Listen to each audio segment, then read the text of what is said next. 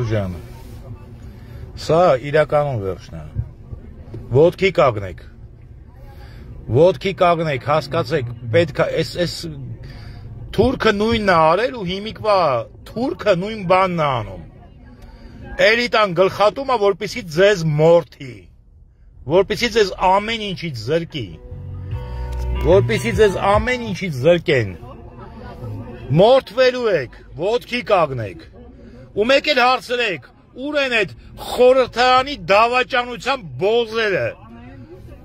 Հայաստանի իշխանությունը խորհրդարանն է, ու ոնց որ Արցախ իրար հետ հանձնեցին, հիմա էլ եկեղեցին են քանդում էլի իրար հետ,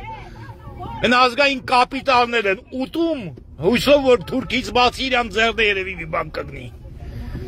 ոտքի կագնեք, ժողովուրդ ջան, հասկացեք, քանի այդ իշխանությունը խորհրդարանական կանգուն է իր 3 դավաճանական ֆրակցիայով, ակուպացված թշնամիներով, Հայաստանում ճգնաժամ չկա, ամեն ինչ կարելի է անել,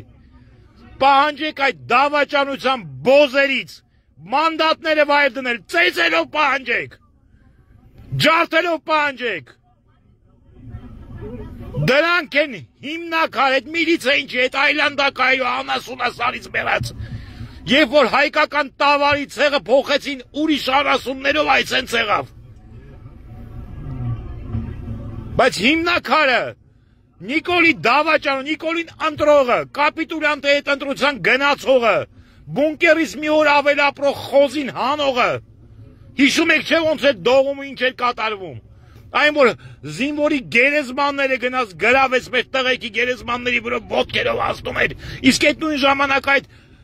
դավաճանության բոզ ընդդիմությունը օպերայում կենացներ էր ասում, այդի սրան հասցրեց, երբ որ ձեզ խափելով փողոցներով քարշ էին տալիս կոտրում էին ամենաակտիվիստներին, ամենաակտիվներին թողում բանտերում եւ աշխատանքից զրկում եւ ինչի կոտրում բոլորին, պահանջեք վայր դնել մանդատները այդ բոզերից դավաճանության հիմնակարը նրանք են,